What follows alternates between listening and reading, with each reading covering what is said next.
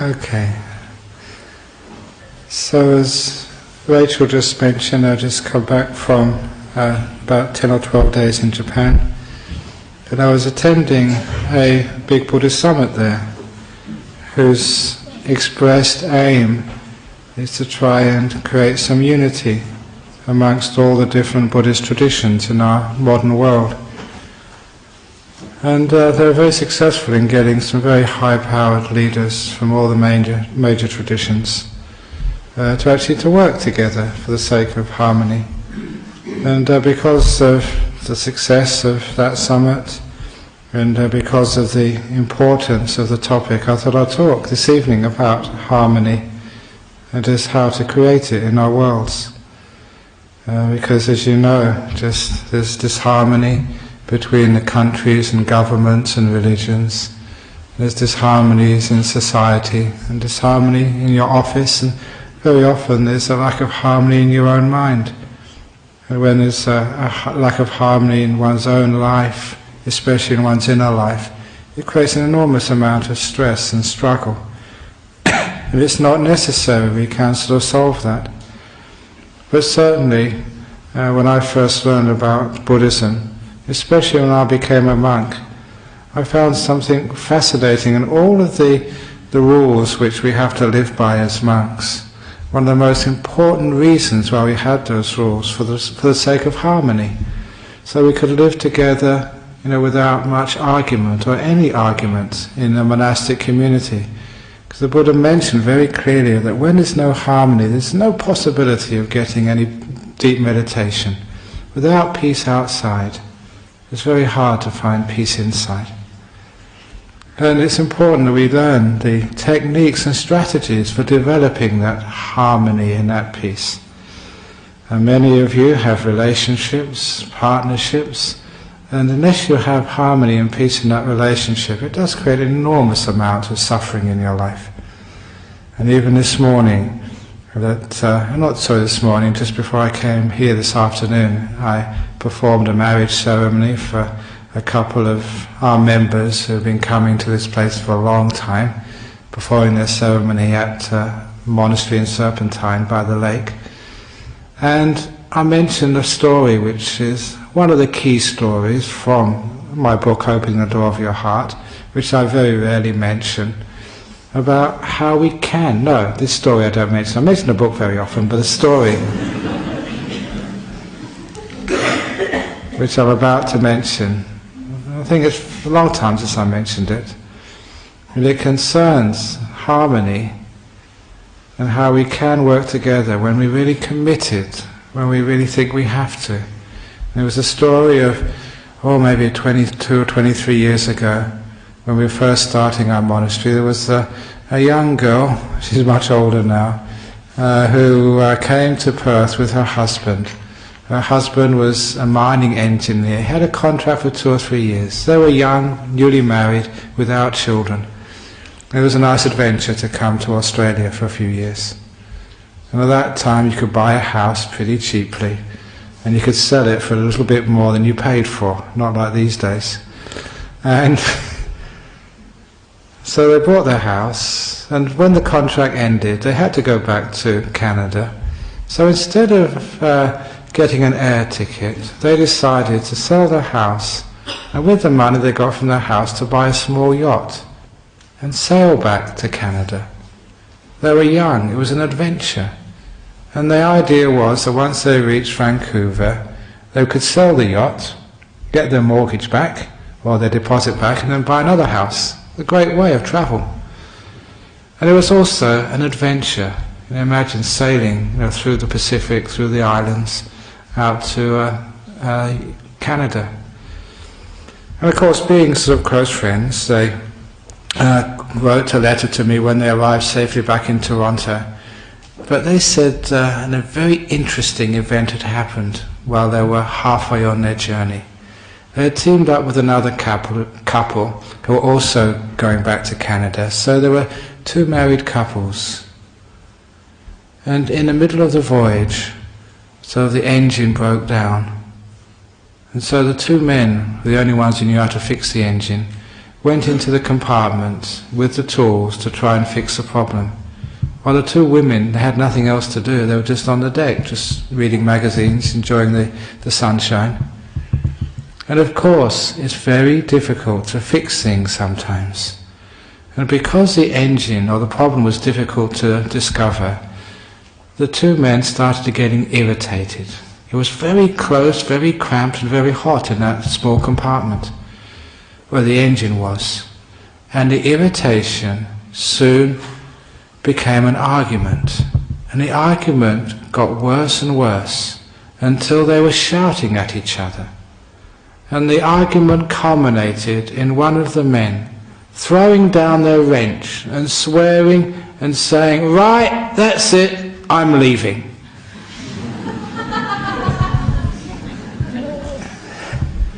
And when you are angry, you do get crazy. And this was actually what happened.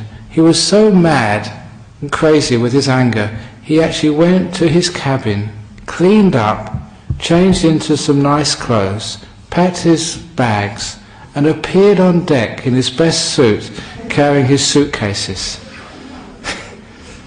And they said it was the women laughing at him, which brought him to his senses. What are they laughing at me for? And then he looked around him, and there was ocean in all directions.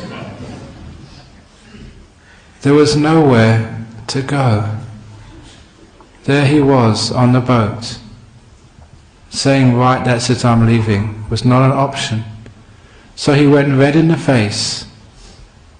He turned around without speaking, went back into his cabin, changed back into his work clothes, went into the engine room and helped. And of course they fixed up that engine and they sailed back to Vancouver as friends. I like that story for two reasons. The first reason was it recognizes that sometimes there's no place to go. It's nice to say, "Right, that's it, I'm leaving," but we can't. Where can we go to? And number two is that when we accept that there's no place to escape, there's no place to run, then we can always fix up any problem. We can create harmony if we have the will to do so and the commitment to do so. When we understand that, it gives us hope for our world, because all the different religions and philosophies and cultures and nations in this world, there is no place to go if we have a war. In Japan, two of the places we visited to do some peace prayers was Nagasaki and Hiroshima, where they dropped atomic bombs. And you can still, as a monk, I'm very sensitive, you can still hear the screams of the people who got burned to death, and the cries of all those who had the worst, slower deaths from the radiation. When you go to places like that, it reminded me of another place I went to in April, which was just outside of Phnom Penh, one of the many killing fields, where when you walk on the earth, you are literally walking on the shattered bones of the many thousands who lost their lives in those killing fields. The earth has got white specks in it, and also there are shreds of clothing which are always coming up from underground. When the rains come, more come up. You get an incredibly sad feeling that why is it that human beings do this to other human beings? And with that feeling comes a commitment that you can't just sit down there and do nothing. You have to strive to do something really worthwhile and meaningful, so that we can create that harmony and mutual respect in our world, which makes such atrocities less likely in the future. Because there is no place to run. We have to learn how to live together. And the summit which we had in Japan was meant to show that we're all Buddhists. At least get the Buddhists working together. It does not matter so much what tradition you follow, And hopefully that everyone who comes into this centre is very happy to go to other Buddhist centres in Perth, and don't think that we have the best centre and all those other Buddhists, they don't really know what Buddhism truly is. Sometimes we do have conceit like that, and one of the things which is important to understand, as a Buddhist, when you have that conceit that your tradition or your path is the best, that is a sure sign you have a big ego. Well, the Buddha said there's actually 3 types of conceit, 3 types of pride. It's not just that I am better, it's also I am worse, is another form of conceit. And even saying I am the same is a third form of conceit. The Buddha saw so much deeper than other people, because we can't judge at all. Better, worse, these are 2 sides of the same coin. And even the same. We're all different. We're not the same. We don't have to be the same. But we can each receive the same amount of respect and give the same amount of value to others. So there's no ego and self there, being better or being worse. It's a very weird part of Western culture that we always want to sort of not to praise ourselves and even reject the praise of others, which means that in the West we actually develop from our many years a lack of self-esteem. And we make a mistake, or someone in our family makes a mistake and we blame us. Even just this week somebody rang up for counselling. Their child had gone into drugs in a very deep and bad way, and they were blaming themselves. Sometimes as a parent we blame ourselves for what our children get up to, and really we can't really blame ourselves. That's been totally unfair. I gave the simile of a seed. Sometimes a gardener has a seed. Sometimes even the best gardeners can't make a beautiful tree out of a bad seed, and sometimes very stupid gardeners don't know anything about gardening, but the seed is so strong it still produces a very beautiful plant. Why is that simile important? It's because it's not just the parents, it's what you're dealing with, and that child comes with karma from its past. Every one of you's had a child, knows when that baby first comes out and you hold it in your arms, you know that's got history. That's not a new being, it's not a blank slate. That comes with a past. And you feel that sometimes it's a very old, wise being. Sometimes it's a being who comes into your life with problems. And sometimes mothers can feel that too. So never think that it's a blank slate which you can do whatever you like with. You have limitations as a parent. And I think you realize that. So we don't feel guilty about this.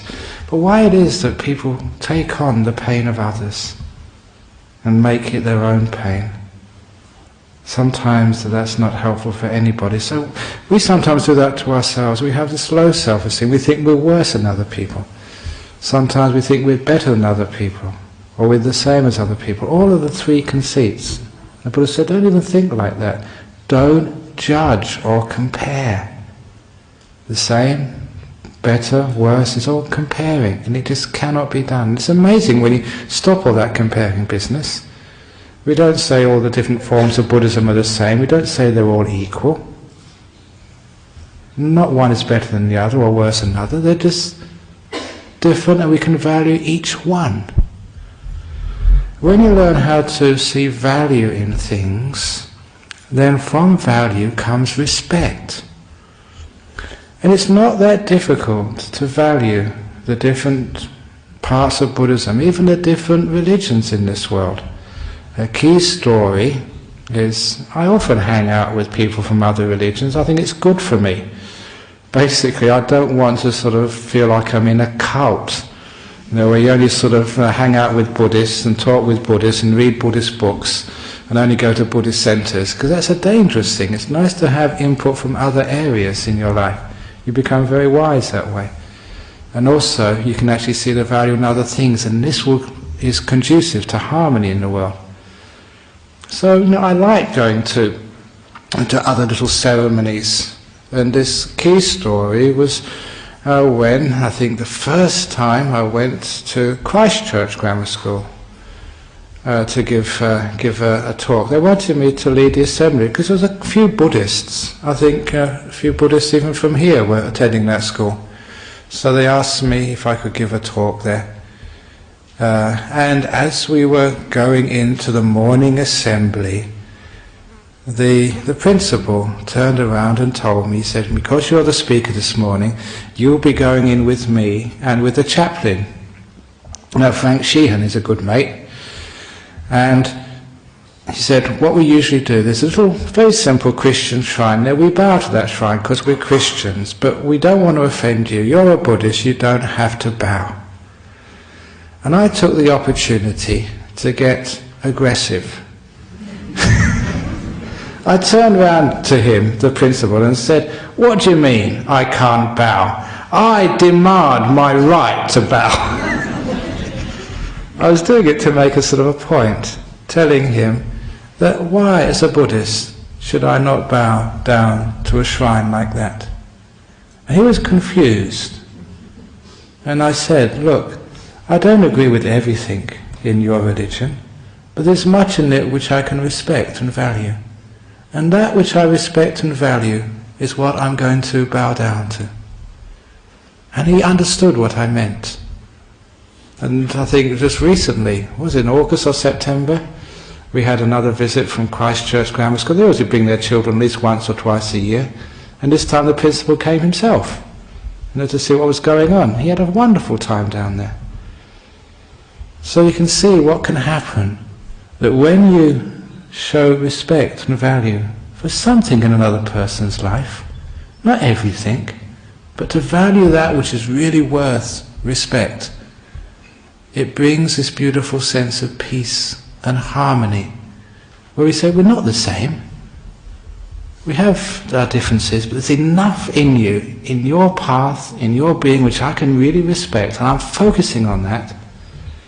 That means we can live together in peace and harmony. And what we have in common, if we keep focusing on that, that is what grows. This is an important part of Buddhist psychology, which is actually filtering down now into our Western type of psychology. We focus on differences and we split apart. When we focus on the negative, we become negative. You know, the two bad bricks in the wall. When you focus on the two bad bricks in the wall, you want to destroy everything. But instead of focusing on that which is bad, we can focus on the other part, that which we can respect in other faiths, in other parties, in other people. And that actually makes what we respect grow, grow, grow. And I think I did mention this in the previous talks. I was just, when I came back from Singapore, teaching at a mental health conference. And there, in Singapore, the modus operandi for the one hospital which deals with people with mental health problems was, do not focus on the disease, on the psychosis, on the depression, on the schizophrenia. Focus on the other part of that patient. Focus on the times when they're not having an episode of psychosis. And when I heard that, I thought, amazing, wonderful, you've got the message. Because when they found they were focusing on the times those patients, they weren't exhibiting mental health problems, focusing on the healthy side of them, if you want, the healthy side grew. And they found it was a much better way of treatment with far quicker and more long-lasting effects. You can see when we focus on the differences, on the faults, on the problems, those faults and problems actually grow. We're creating disharmony in our world, and especially with ourselves. So just as I treat people from other religions and faiths, or even people in my own religion who disagree with me, let's put that aside for a while. What do we actually disagree with? And let's value that, and that will really grow. And what do we have in common? As I move around, people of different faiths and different regions and different lands and cultures, what we have in common is this basic sort of love of respect, of peace, of this real sense of freedom. And I don't mean freedom to do what you want. I gave a talk last night to the monks about what real freedom is. It's not the freedom to sort of go and buy that car, or to go and get that house, or that freedom to go and do what you want. That's not freedom at all. Because you see that what that really is, you're pulled by the nose by your desires. And you're pulled by the nose by, your negativity sometimes. Someone can call you names. Even this morning, I just went to the chemist on the way up here, and a girl outside said, "What are you wearing those things for?" And I said, "Because I'm a Buddhist monk." "Have you got anything underneath that?"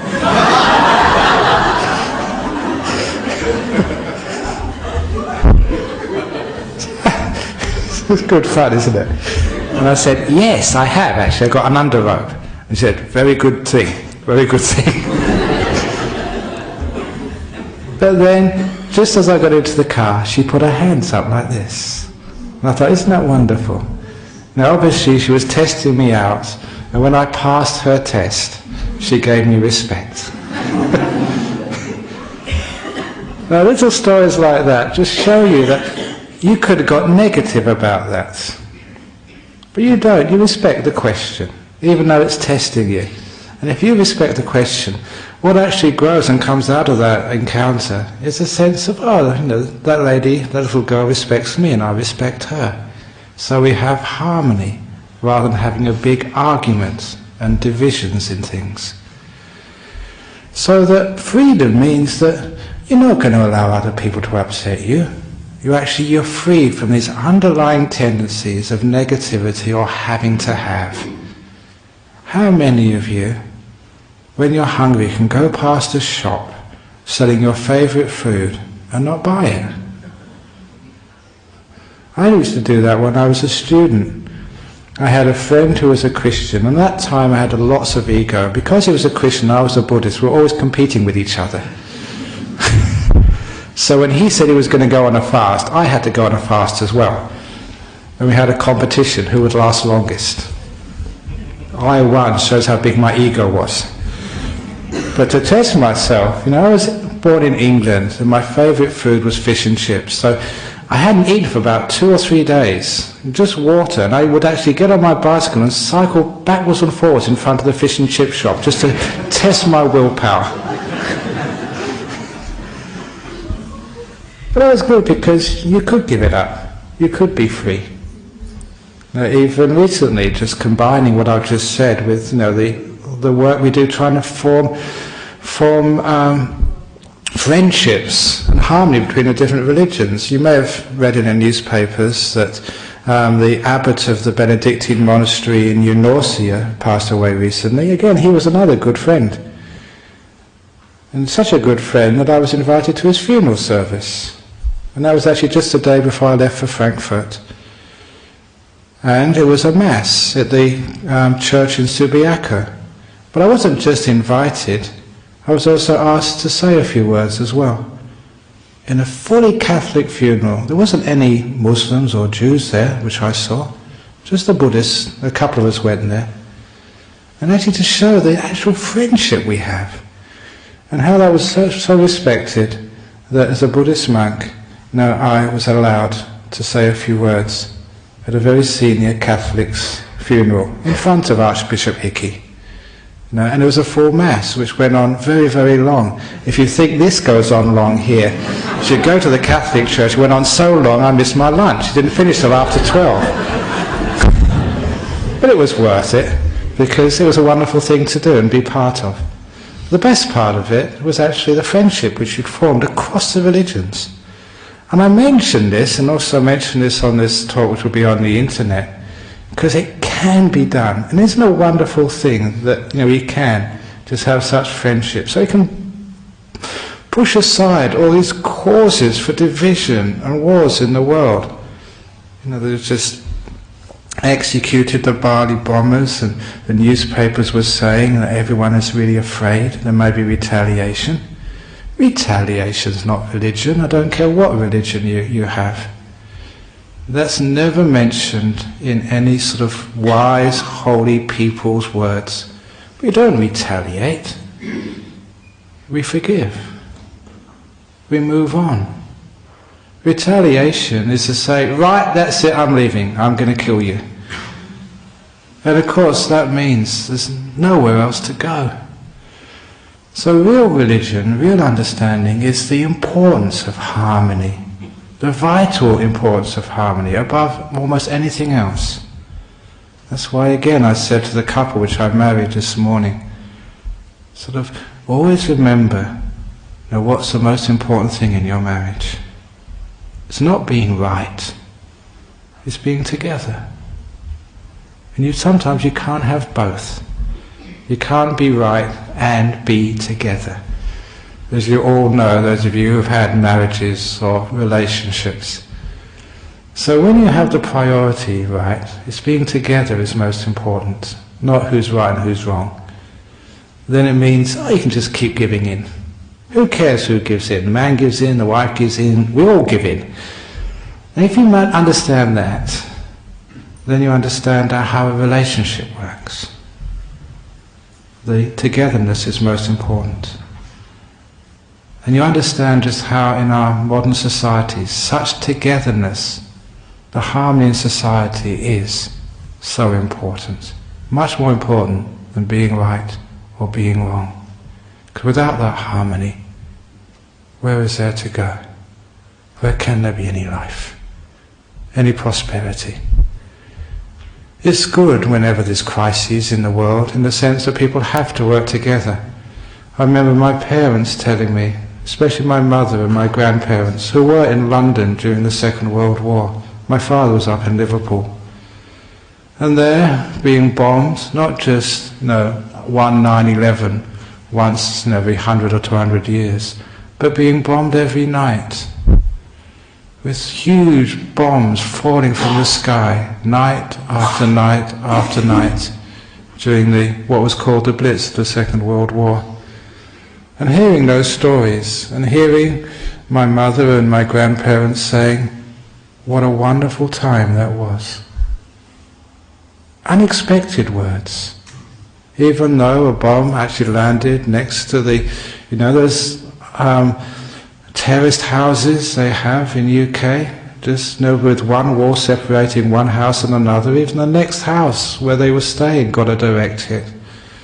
And the windows shattered, and my mother's arms was torn, blood streaming down, but managed to survive. Their neighbours right next door were killed instantly. There was night after night of things like that. Oh, what a wonderful time. How can you say that? Because everybody had to work together. There were very few arguments, and there's a great sense of togetherness in times of crisis. It's sad we have to have a crisis to learn the lessons of harmony. We can learn it when there's not such a crisis, how important it is to work together. Going back to some of the stories with my own mother, when I do leave and you don't see me on a Friday evening or I'm overseas, sometimes I do go and visit family, because I'm mostly in England. I remember visiting my family once, and I was staying in my mother's house, and I don't just stay there. I usually offer to give talks here, there and everywhere to make myself useful. And so I was giving a talk in a very nearby Sri Lankan temple, only about an hour's walk from where my mother lived. And I was due to give a talk there, and instead of getting people to pick me up and just going in a car, I need the exercise, as you can all see. So I said, I'm going to walk there. So she was on one of these apartment buildings which is owned by the local government. These high rises, I think what's called these days sink estates. They're supposed to be like a poor person's area. But when I went in the elevator on the 14th floor and went down to the ground floor, I think I was going to go and walk to this talk at a Sri Lankan temple where many people were going to come. As the doors opened on the ground floor, I was faced with a woman an elderly woman who was covered in blood. Apparently she had fallen down the stairs going to the basement, and she was obviously very badly injured but could still stand. So of course I forgot about my talk. I was going to talk on compassion anyway, so let's do some compassion. So I got her into the lift, made sure that she was reasonably okay, and took her back up to where my mother had her flat, and took her inside and called for the ambulance, while my mother and I just, with a cloth, tried to clean her up. But the most wonderful thing was that because we'd forgotten to close the door in the emergency, there was a trail of blood leading, in the lift through the passageways to my mother's apartment. And one after one, people followed that trail of blood to see if they could help. And after a few minutes, there was a whole heap of people in my mother's room and trying to do what they could. There was a community. And it was wonderful to see that. A community had formed because somebody, in this apartment block had had an injury and they could see it. And somebody went off to turn off the gas because she was cooking some dinner. Someone rang her relations. We arranged for the ambulance. She'd actually broken her leg and injured herself quite badly. But certainly from that time on, my mother said she really respected Buddhism and was always asking how I was and when I was going to come back. Simply because you were kind. But what impressed me was just how people would actually come together and help and stop whatever they were doing. There was a community formed. When we form communities, when we really respect and value one another and care for one another, when we have that harmony, it's amazing what people can achieve. I know one of the problems in our modern society is, again, mental health problems. Most of those mental health problems arise because of isolation. And sometimes that isolation is self-imposed. Sometimes we don't allow other people to come close because we don't realize the importance of that harmony. We don't value ourselves and we don't value others. So I think it's very important in all human beings, no matter who they are, to see value in them. When you see value in them, this creates that relationship and creates a harmony. I often say just how many times as a young monk here in Australia, I used to go and visit the jails. And my trick, if you like, to be successful sort of visiting jails was to see value in these people who'd done terrible crimes. Because if I could see value in people who had killed, who had raped, who had stolen and cheated, if I could see value in those people, it's very easy to see value in each one of you. And you can see value in anybody. And when you see value in somebody, that's what you look for. And that's what you see. That's what they show you back. If you look for the faults in somebody else, the things which they've done wrong, they will show that back to you, for sure. But when you see something worthwhile, valuable, lovable, respectable in another human being, they show that back to you. That's one of the great secrets of creating harmony. So when I hang out with the Catholics or with the Anglicans or with the Jews or with the Muslims, the reason we had a Muslim person come to give a talk here during our rains retreat, because I went to a conference with him in Phnom Penh. Actually, we went together to those killing fields which I was talking about earlier. Because I valued him and he could value me, we could actually invite him, he could accept to come and give a talk here. I think it's a wonderful thing that we do such things, because we're not just teaching philosophy, you're not going and thinking, I'm a Buddhist, I'm a meditator, you can recite the Four Noble Truths, the Eightfold Path, dependent origination in Pali and Sanskrit and anything else. That's okay if you want to sort of get a degree in a university, but this is about real life and how we can do something to create a better world. And my point here is that what works to create a better world, big time, is exactly the same thing which creates a better world in your family and also in your own meditation, in your own life, in your mind.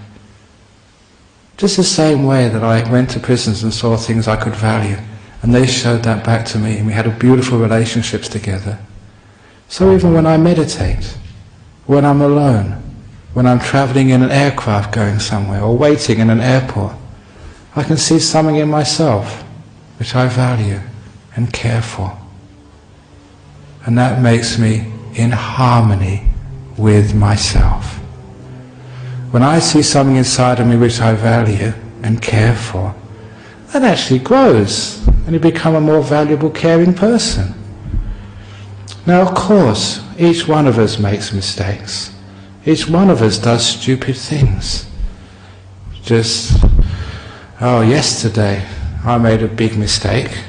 I was at sort of a dana. This is where we invite the monks, you feed them, we give a little bit of a talk afterwards. I was giving a talk to the couple who invited me, and I knew they were married and they just had a child. They moved into a new house, and I was talking to them about, hopefully you're going to be very happy in this house, and together as a family you can look after one another and value each other. But there's another couple who were there also, a young man and young woman, sitting right next to each other, and they said, are you married as well? And he actually said yes, which was actually true, I suppose, logically, but they were married, but they just separated.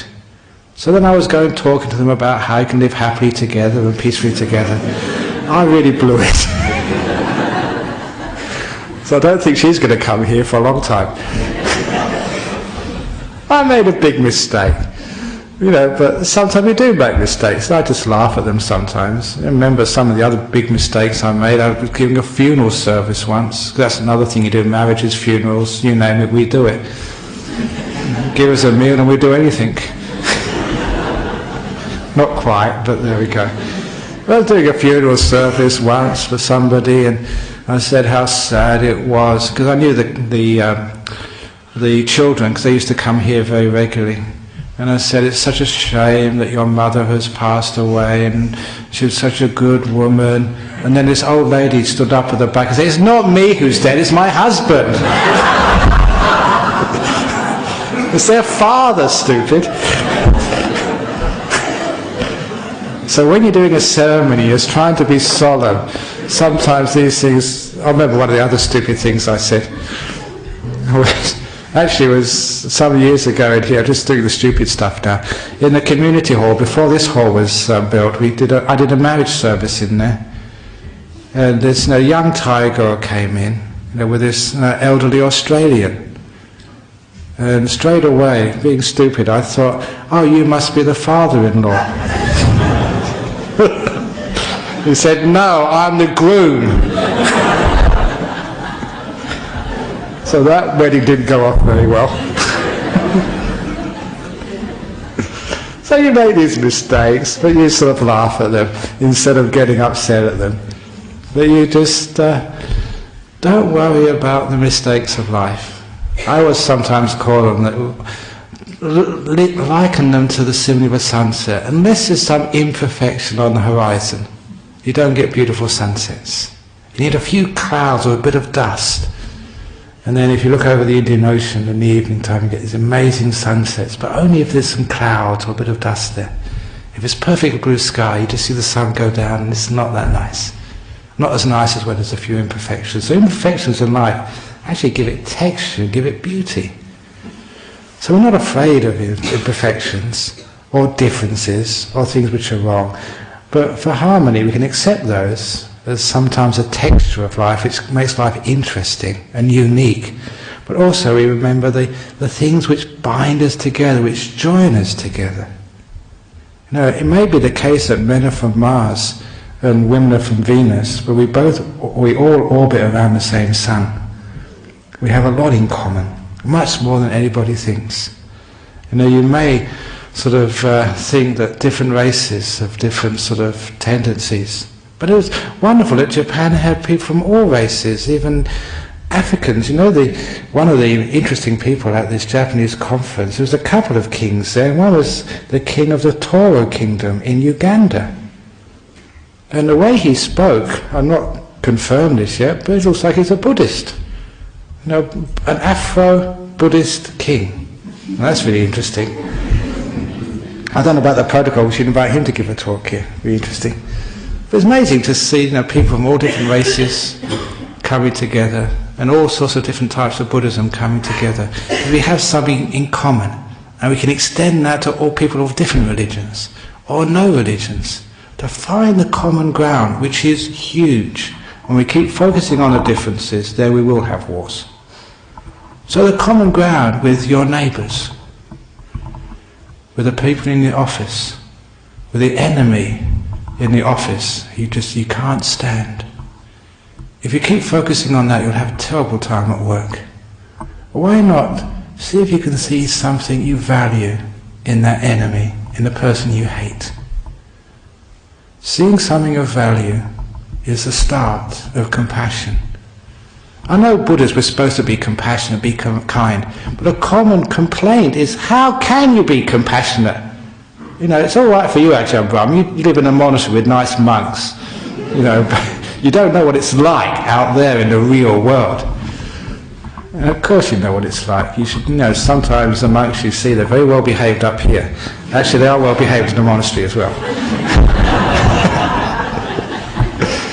But sometimes, not always.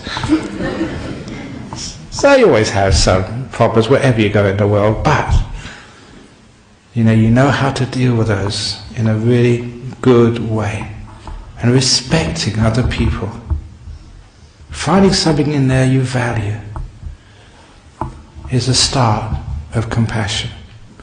Without that, you just can't even begin. Why should I be compassionate to that person?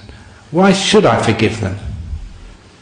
But if you see something to value in them, something worthwhile, then there is a good reason to be kind.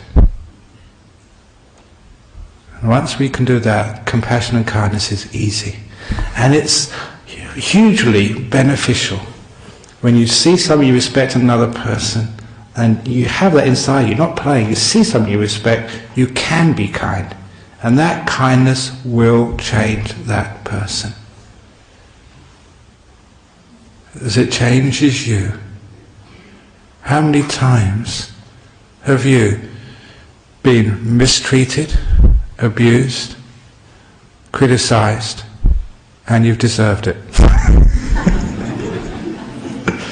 Oh, I deserve it, if you're really honest. But has it really helped? Hasn't really. But instead of actually being criticized and abused and told off when you've done something wrong, even if you deserved it, what's it like when someone actually understands you? Understands, yeah, you have made a mistake, but you're in difficult situations, you weren't perfect, you did do something wrong, as we all do, and they've understood you. If you've been understood when you made a mistake, it's one of the most wonderful experiences. People have actually really empathized with you. You know what it's like to be a human being. You have to make decisions, and sometimes you make wrong decisions, stupid decisions. But if you're criticized, you just hide those faults and you never learn from them. You get defensive. And you keep making the same mistakes over and over and over. But when people understand you with kindness, because they value you. You're a human being. You're a person just like me. When they value you and you make a mistake, they understand you.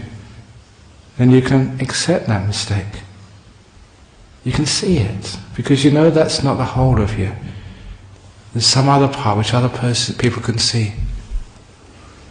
I always tell people who have an enemy, there's many people, not just 1, 10, 20, 30 people who love that person. Sometimes it's hard to imagine, how can anybody like that bastard? And you find that people actually love them. They've seen something in that person which you're blind to. How come someone can love you? Sometimes it's a great shock sometimes when a person says how much they love you. Me?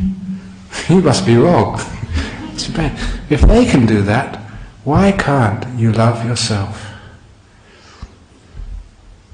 And have that same sense of esteem, value, same sense of self-worth. All it means is you can see the positive side of you, and that side will then grow. if you see the positive side of other people, that side of them will grow, and the negativity will disappear. If you see the positive side of other religions, faiths, other philosophies, then that positive side will grow. This is the way we create harmony and peace in this world. It does work in big situations. I remember there's a conversation I will never forget. A young monk in Thailand and we had a former Prime Minister of Thailand who came to visit Ajahn Brahm. I happened to speak with him for a short while. And for those of you Thais, it was the Dr. Sanya Thammassak. He later became the King's chief advisor. He was a Prime Minister for about 1 year in Thailand. And he told me that he'd been in this important position. He said there was never ever a problem I couldn't solve with my enemies, with other politicians. Never was there a problem I couldn't solve when I just went to see them, just the two of us. He said, I put my hand on his knee, which in Thailand didn't mean you were gay, it meant you were friends. And I put my hand on his knee as an act of friendship, and because I made friendship the first part of our conversation, we could always solve our differences. And he meant that, he was sincere. And when a person in such an important position where there's often so much conflict, as a Prime Minister, a leader of a nation, involved in all the politicking and vested interests, when he could say things like that, I thought, wow, why can't I say things like that? When I'm not a Prime Minister, just an abbot or just a leader, surely I can do things like that too. And so you strive to do such things. And the trick is by valuing, seeing something of worth in another, and seeing that of worth in yourself, and seeing some worth in life. If you don't see any worth in life, you tend to get into addictive substances or even commit suicide. When you think, what's this life? It's a waste of time. You get born, you get old, you lose your job, you die, you get married and you get divorced, lose all your money, you have kids and they leave home. What's the point? It's very easy to get into negativity because you don't see value in things. So we deliberately see the value in this life. In Buddhism we call this a precious human life. It's a life to learn things. Especially just, it's one of the best universities where we can learn from disappointments. We know we're not in control of life. We try our very best and it goes wrong. We turn up for the airport and the plane is cancelled. It's life. Sometimes aircrafts, they say that plane which came from Singapore, the Qantas flight, which went up and down, as I said, I think, what do you expect, Qantas? It's called flying kangaroo. That's what kangaroos do, they got really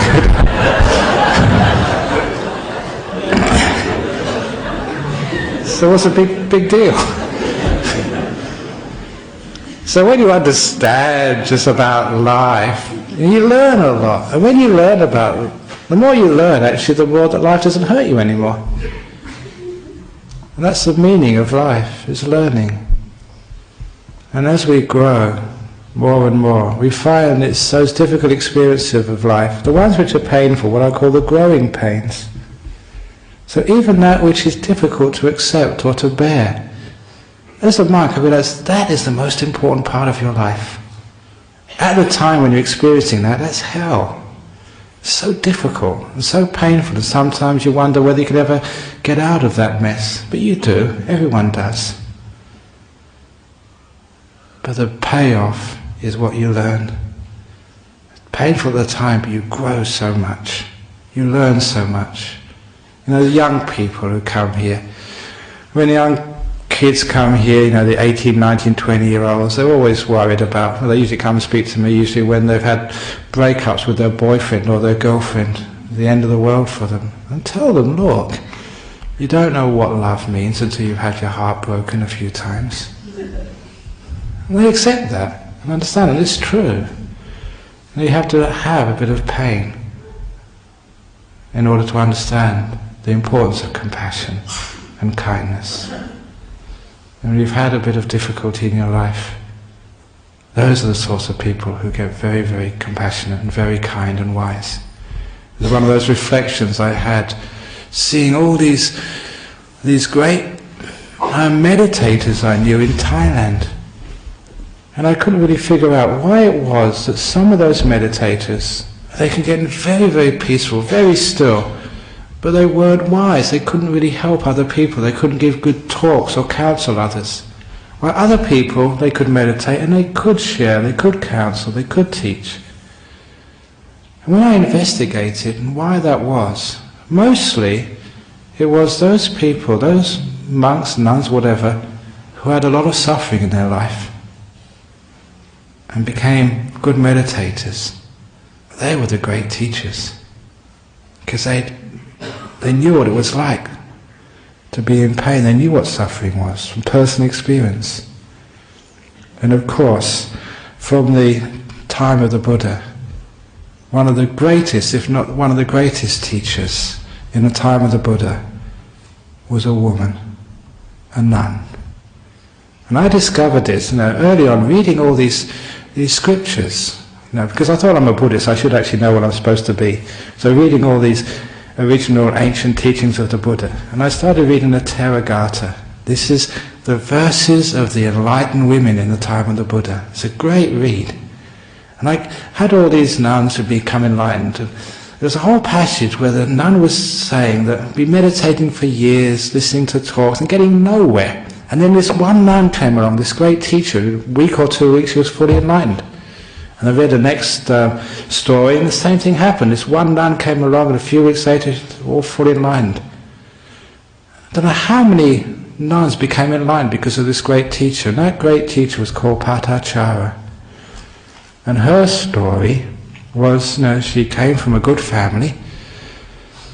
She fell in love with someone of a lower caste, and the parents would not allow her to get married to the person she loved, so she ran away.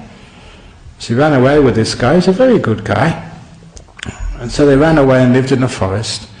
And when she became pregnant with her first child, it was a custom in India to go and see your parents. And she also knew, as I tell people these days, once you have a child, your grandparents will love you.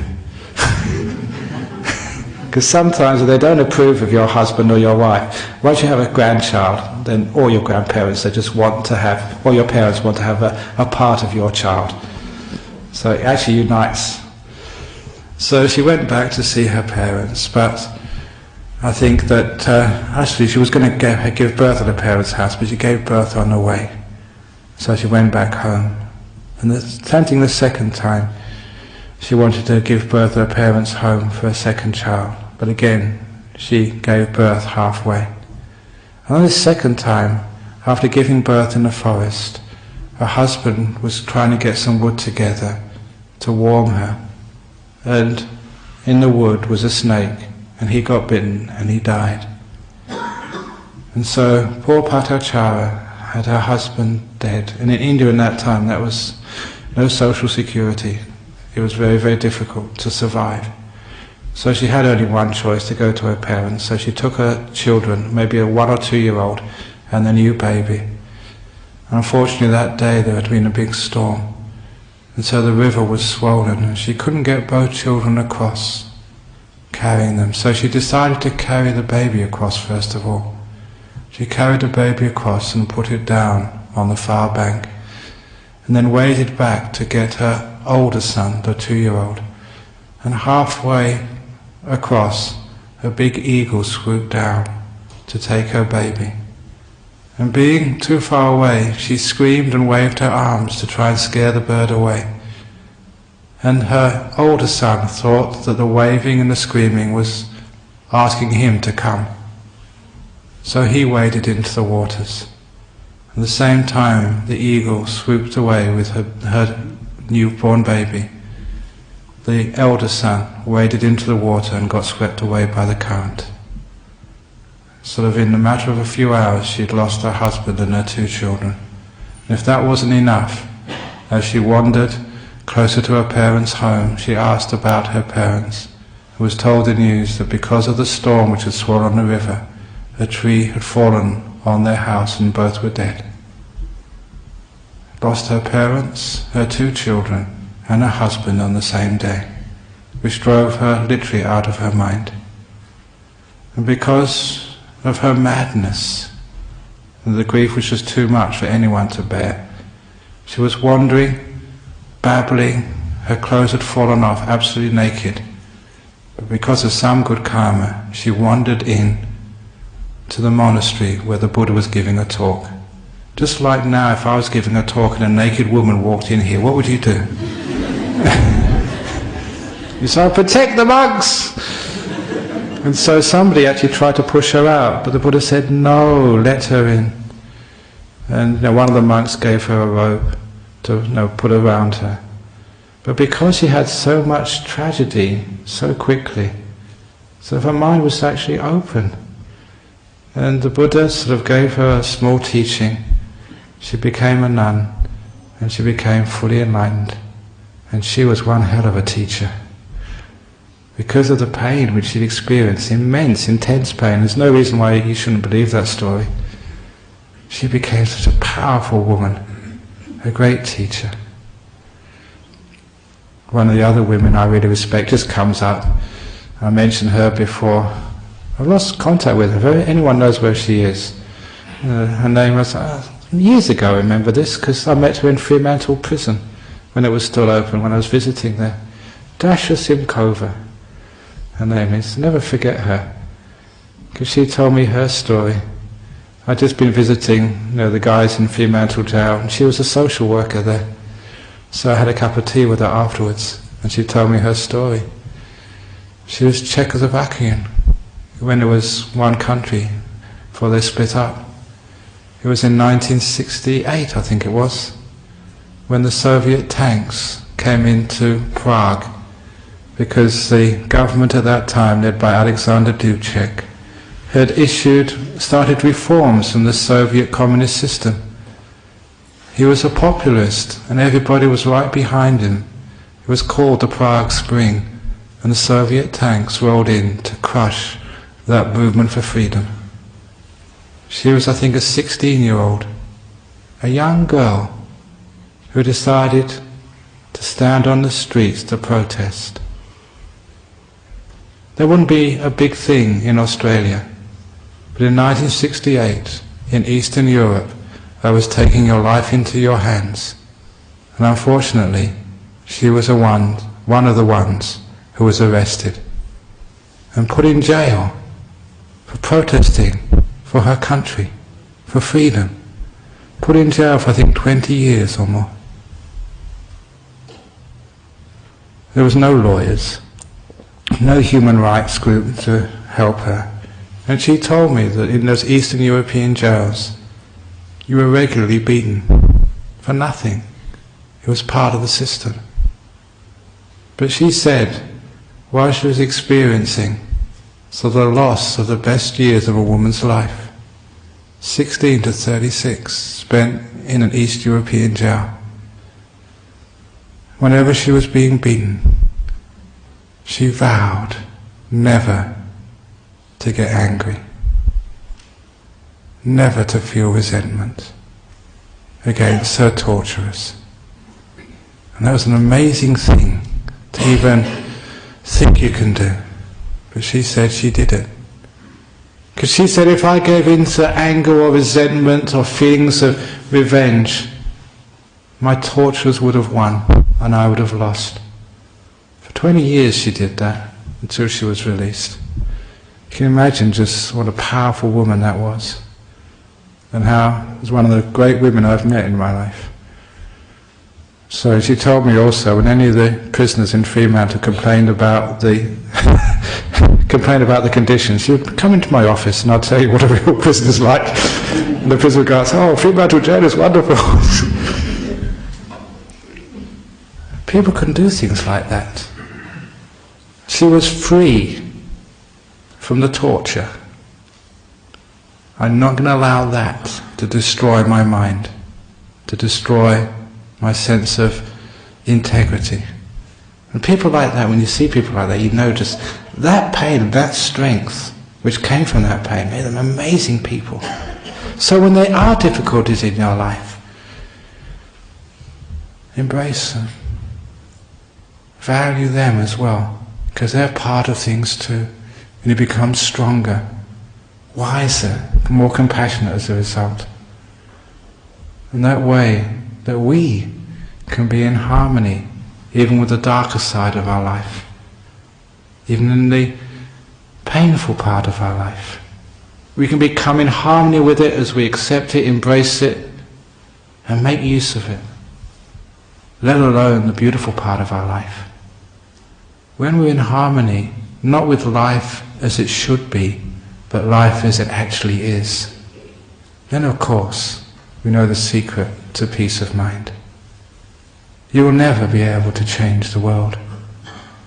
Be always able to change yourself.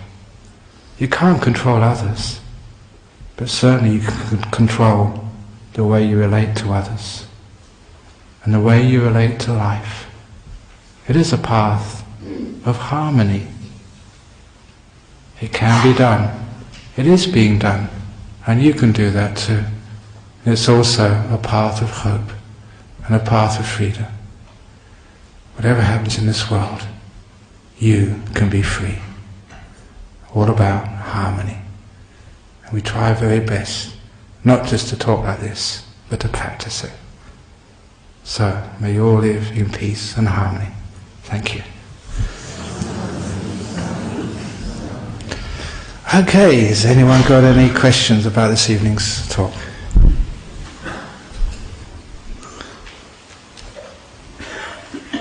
Any comments or questions? Oh, sounds good. Very good.